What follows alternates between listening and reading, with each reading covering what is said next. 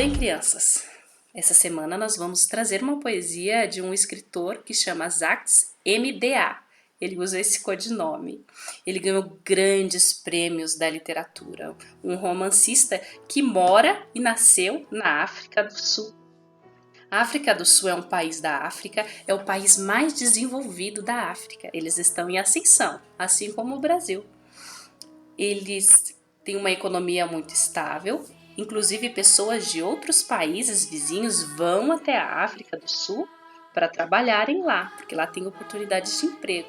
A economia deles é baseada no petróleo, extração de diamantes.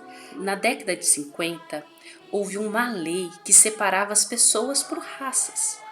Os brancos, os negros e outros grupos étnicos que moravam na África do Sul. Todos os não brancos eram perseguidos.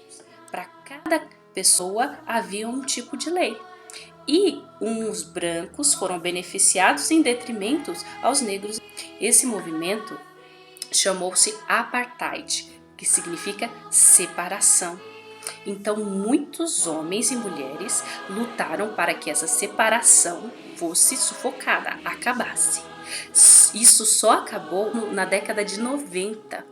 Foram anos de luta, muitas pessoas mortas e presas, mas o povo venceu.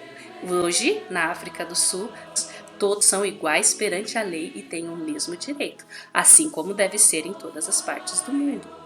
O Zac vai trazer para nós nessa poesia o nome de algumas pessoas que lutaram com força e até com seu próprio sangue para que a África do Sul fosse um país livre. Eu estou trazendo para você algumas imagens da África do Sul. A minha amiga Jéssica, ela é internacionalista e ela estava na África do Sul agora em fevereiro. Então, ela me trouxe essas fotos e eu vou trazer essas fotos para você conhecer um pouco da riqueza da África do Sul, do seu povo, da sua cultura, enquanto eu conto esse poema. Espero que através desse poema você consiga entender o tamanho da luta contra o preconceito racial que os negros enfrentaram. E talvez você até consiga sentir um pouco do que os negros lutaram, dessa coragem, dessa luta, dessa garra contra o preconceito racial. Vamos lá? O poema se chama São Vozes pela Liberdade. Vozes normais de homens e mulheres, criadores de sua própria história.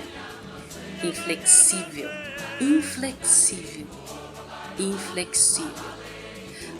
Na tradição de Aung San Suu Kyi, por Martin Luther King Jr., por Malcolm X, por Manglasio Subikui, por Nelson Mandela, por Steve Biko, eles aceitaram os aplausos com graça.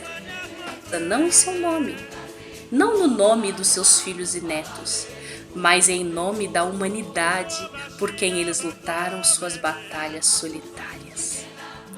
Deixe essas vozes chover por compaixão, pela humildade, pela tolerância e pela generosidade para crescer em abundância. Vozes flutuam livremente no ar e eles não podem ser manipulados, nem sequer impedidos. Eles não podem ser parados por barras, por masmorras de pedra, por ilhas de isolamento no meio do oceano furioso, leprosário, nem mesmo por gaiolas de ouro, prisão domiciliar. Flutuando de Darfur e do Tibete, de Birmânia e do Zimbábue, desde as lutas esquecidas que permanecem invisíveis aos olhos do mundo, lutas mulheres em cidades rurais, de crianças de rua em cidades em decomposição, de homens e mulheres no auge da vida marcados pela AIDS, esperando por morte desnecessária. Deixe-o chover e plantas saudáveis virão, que eles cresçam olhando para o sol.